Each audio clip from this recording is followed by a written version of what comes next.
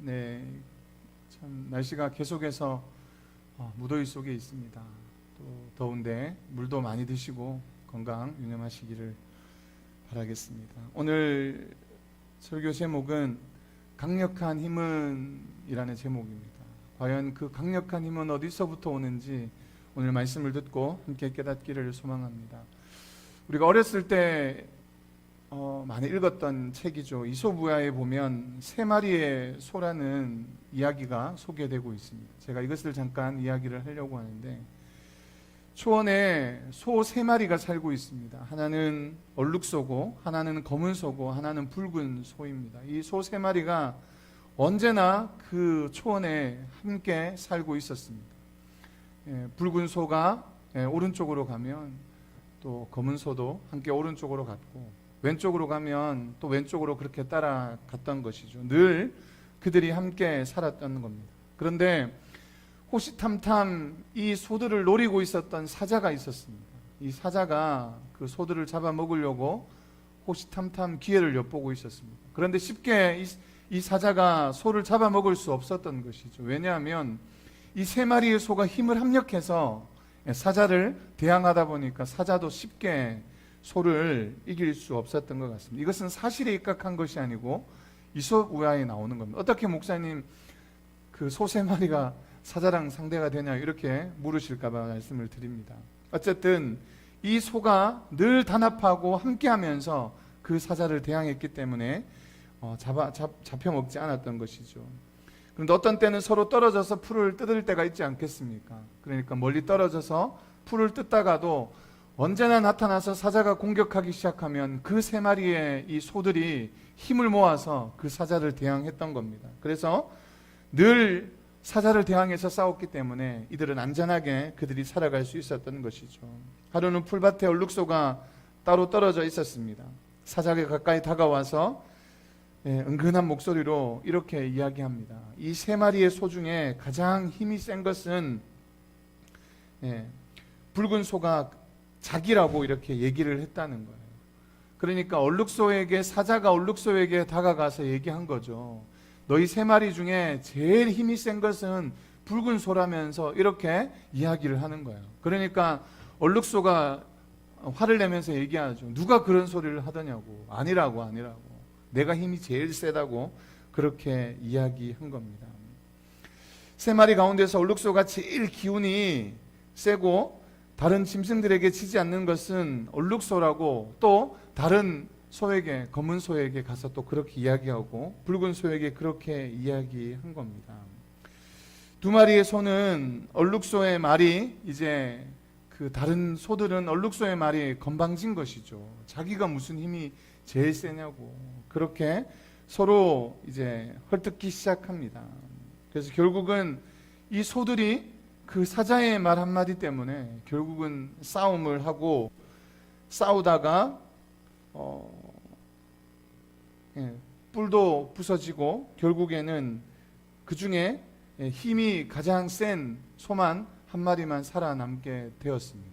그러니까 그 사자 때문에 결국은 소 한 마리밖에 남지 않았던 것이죠. 그런데 이 얼룩소가 실제로 힘이 가장 셌기 때문에 얼룩소 혼자서 살아남을 수 있느냐? 그런데 살아남았던 그 얼룩소는 결국은 사자에게 좋은 먹잇감이 되고 말았다는 이야기입니다. 무슨 이야기를 하고 싶냐면, 여러분, 혼자서는 참 살아가기 어려운 시대를 우리가 살아가고 있습니다. 우리가 믿음 생활도 신앙 생활도 혼자서 잘할 수 있을 것 같지만 혼자서는 참 어렵습니다. 그런데 더불어 함께 하다 보면 우리가 위기를 극복해낼 수 있고 승리할 수 있는 것 아니겠습니까? 우리가 도학장교회에 사실은 표어가 있는데요. 우리 표어를 한번 따라하겠습니다. 예수 안에서 함께 지어져 가는 교회. 제가 표어를 잘 안 하는데 여기 적혀져 있죠.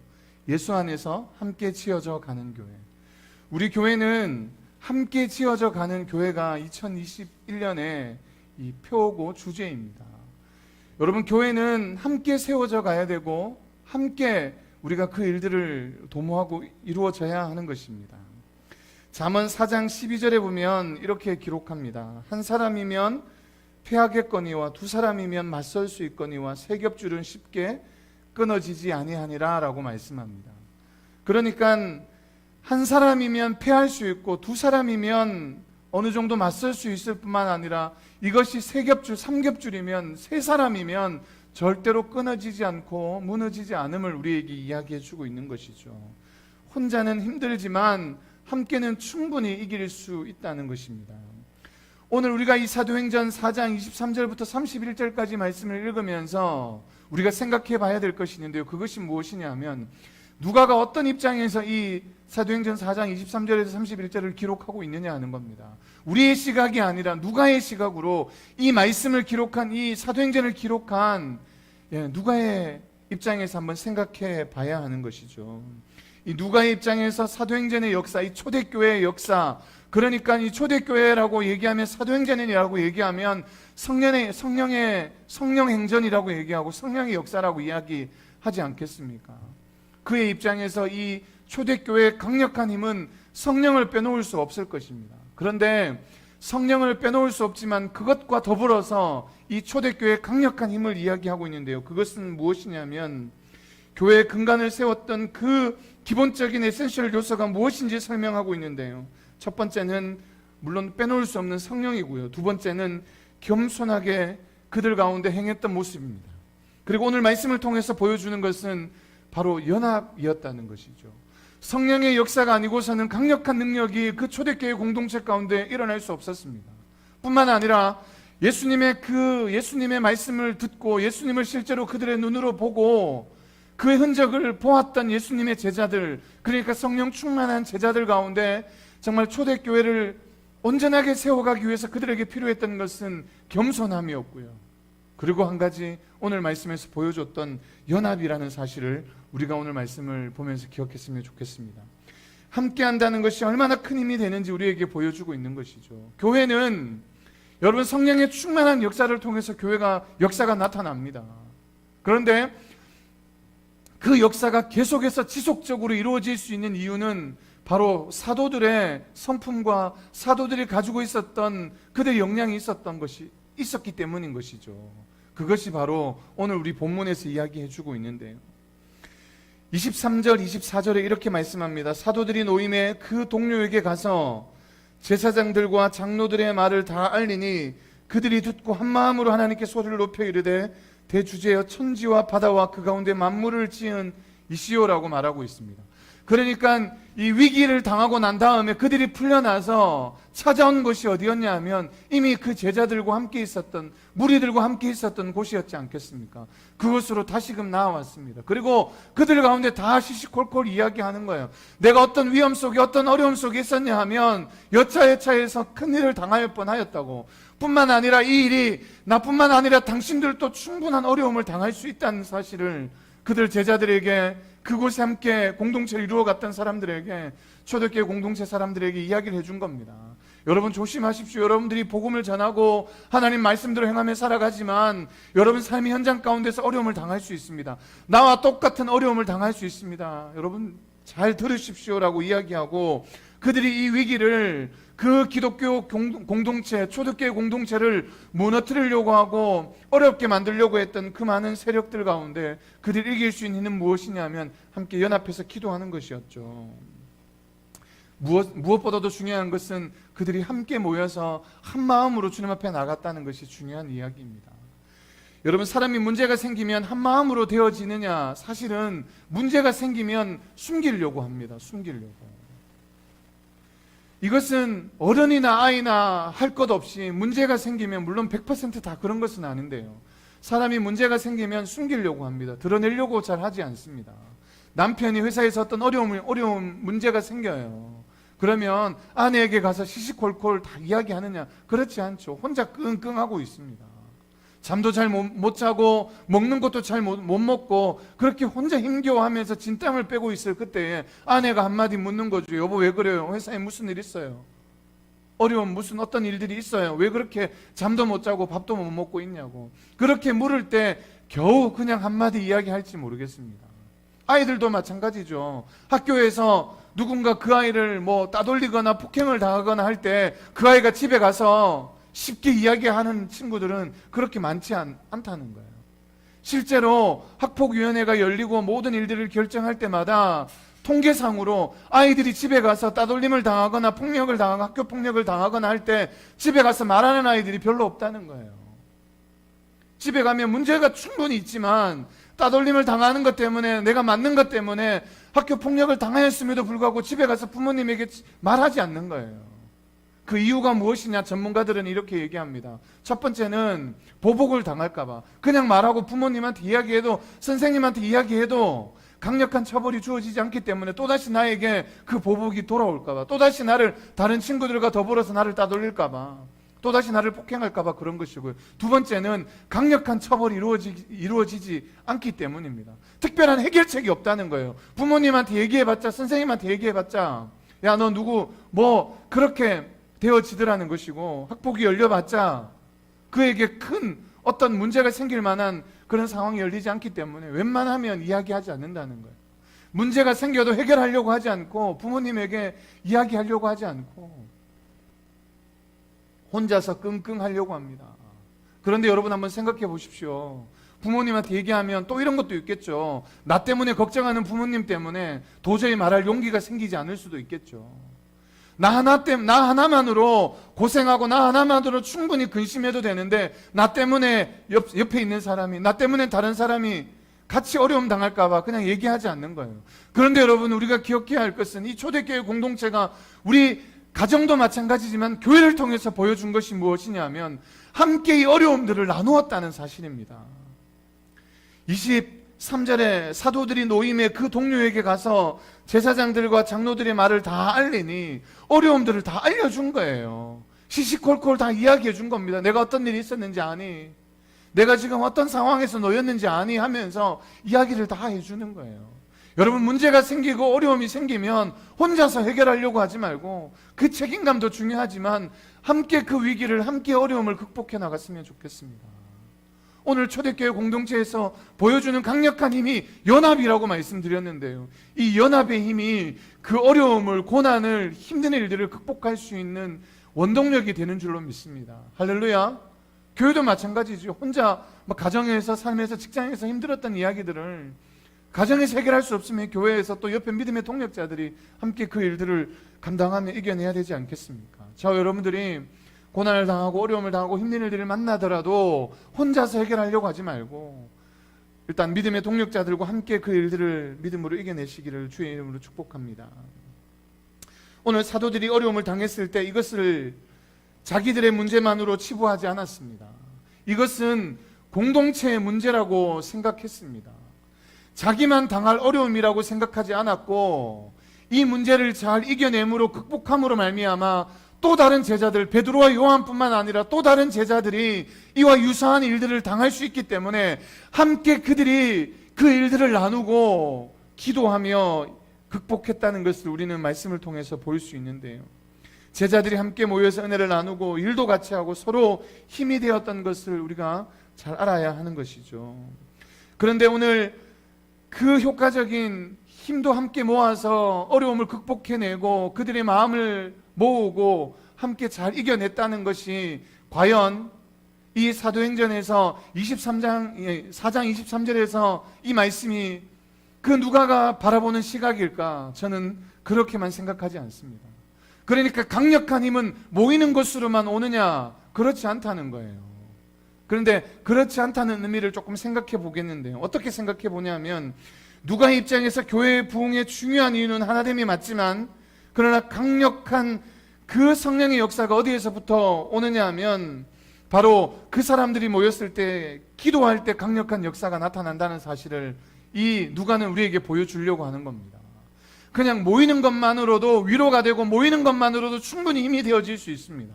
모이는 것만으로도 강력한 폭탄이 될 수 있습니다. 그런데 그 폭탄을 터뜨릴 수 있는 힘은 바로 기도에서부터 온다는 사실을 보여주는 것이죠. 여러분, 그냥 여러분 사람들이 모이면 힘이 되는 게 사실이죠. 혼자 하는 것보다 둘이 하면 얼마나 좋겠습니까?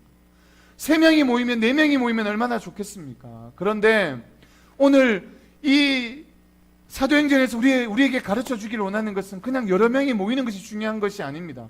거기에 담겨져 있는 데 핵심이 있는데요. 마태복음 18장 20절에 이렇게 말씀합니다. 두세 사람이 내 이름으로 모인 곳에는 나도 그들 중에 있느니라 말씀합니다. 그러니까 두세 사람이 내 이름으로 모이는 곳에 내가 너희들과 함께 한다는 말씀인데요, 우리가 정말로 잘 아는 말씀 아니겠습니까? 두세 사람이 내 이름으로 모이는 곳에 내가 너희들과 함께 하겠다. 영어 성경에서는 이렇게 얘기합니다. For where two or three are gathered in my name 이라고 얘기합니다. 더 이상 얘기하지 않아도 two or three, 그러니까 두세 명이 are gathered in my name, 그러니까 예수님의 이름으로 두세 명이 모였을 때, 모여졌을 때, 수동태인데요, 모여졌을 때 그때 내가 너희들과 함께 하겠다는 거 말씀하고 있는 겁니다. 참 제가 이 말씀 때문에 설교를 준비하면서 굉장히 이렇게 고민을 많이 했는데요, 우리는 골방에 들어가서 혼자 기도하는 것도 하나님이 분명히 들으시고 그 역사 가운데서 행하십니다. 그런데 왜 마태복음에서는 두세 명이 내 이름으로 모이는 곳에 내가 너희들과 함께 하겠다고 말씀하셨을까? 그래서 이 두세 명이 모이는 의미가 무엇일까? 한번 생각해 보았습니다. 여러분, 내가 모으려고 모으는 것이 아니라 하나님께서 예수 그리스도 이름으로 모여지는 곳이 과연 어디입니까? 그것이 바로 교회입니다. 교회. 두세 명이 내 이름으로 모여지는 곳이 교회입니다. 성도, 구별된 하나님의 성도들이 모여서 함께 하나님을 찬양하는 것이 교회 아니겠습니까? 그렇게 교회가 이루어질 때 숫자가 많고 적음이 아니라 두세 명이 내 이름으로, 주님의 이름으로 모여질 때에 그곳에 주님이 함께 하신다는 거예요. 오늘 제자들이 모여졌습니다. 그 모여졌기 때문에 그곳이 초대교회가 된 것이고, 그 초대교회의 강력한 힘은 어디서부터 왔느냐 하면 모여짐의 강력한 힘이 아니라 모여졌을 때 그곳에 일하시는 주님이 계시기 때문이라는 것이죠. 교회가 막 강력한 힘이 있는 것 아닙니다. 교회가 강력한 힘을 나타낼 수 있는 것은 사람들이 모여있기 때문에 그 모인 집단 이기주의가 강력한 것이 아니라 집단으로 모여있기 때문에 힘이 있는 것이 아니고, 그곳에 누가 계시다고요? 그곳에 성령이 계시기 때문에, 그곳에 주님이 계시기 때문에 그곳에 강력한 역사가 나타나는 줄로 믿습니다. 우리가 연합할 때 강력한 힘이 나타나는 이유가 여기에 있는 것이죠. 주님의 이름으로 함께 모이고 주님의 이름으로 함께 일을 도모할 때에 그곳에 능력이 나타나는 이유가 여기에 있는 겁니다. 제자들이 오늘 우리 사도행전을 통해서 누가가 보여주기를 원하는 것이 그것입니다. 강력한 성령의 역사는 두세 사람이 내 이름으로 모이는 곳에 함께 모여서 주님을 찾고 함께 모여서 주님의 이름을 증거할 때에 그곳에 놀라운 역사가 나타난다는 것이죠. 이 원어에도, 헬라어 원문에도 똑같은 의미를 담고 있습니다. 모여졌을 때, 그곳에 두세 명이 내 이름으로 모일 때 주님의 역사가 나타난다고 이야기하고 있습니다.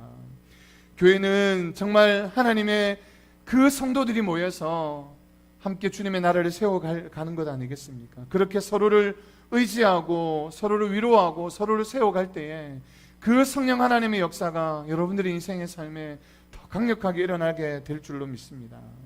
또 마태복음 16장 18절에 이렇게 말씀합니다. 또 내가 내게 이르노니 너는 베드로라, 내가 이 반석 위에 내 교회를 세우리니 음부의 권세가 이기지 못하리라 라고 기록하고 있습니다. 이 교회를 반석 위에 주님의 교회를 세울 건데, 그 교회가 어디에 세워지냐면 반석 위에 세워질 것인데, 그 교회는 음부의 권세가 이기지 못한다고 이야기합니다. 여러분이 그 제사장들이 그리고 사두개인들이 이 예수님의 제자들을 묻고 이 예수님의 제자들을 베드로와 요한을 가둬놓고 증거를 못하게 아무리 강력하게 막으려고 해도 막을 수 없는 이유가 여기에 있는 것이죠. 그것이 교회였기 때문에, 그것이 주님의 피값으로 세워졌기 때문에, 주님의 교회요, 주님께서 어떤 음부의 권세도 이길 수 없도록 만들어 놓으셨기 때문인 줄로 믿습니다. 여러분, 힘든 일들을 당하고 어려운 일들을 당하고 막 어려운 순간순간을 마주하지만 그럴 때마다 우리가 좌절하지 말고 낙심하지 말아야 될 이유가 여기에 있는 것이죠. 주님께서 우리를 교회로 부르셨고 이 교회로 하여금 주님의 나라가 온전히 세워진다는 사실을 우리가 기억하며 나갔으면 좋겠습니다. 또 29절 30절 말씀 같이 한번 읽었으면 좋겠는데요, 같이 한번 읽겠습니다. 29절 30절 같이 읽겠습니다. 시작. 주여 이제도 그들의 위협함을 굽어 보시옵소서. 또 종들로 하여금 담대히 하나님의 말씀을 전하게 하여 주시오며 손을 내밀어 병을 낫게 하시옵고 표적과 기사가 거룩한 종 예수의 이름으로 이루어지게 하옵소서 하더라. 무슨 말입니까? 사도들이라고 이런 숱한 어려움에 두려움이 없느냐? 그렇지 않습니다.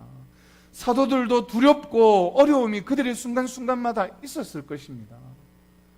그들이 성령 받았다고 전혀 두려움이 없느냐? 그렇지 않았던 것이죠.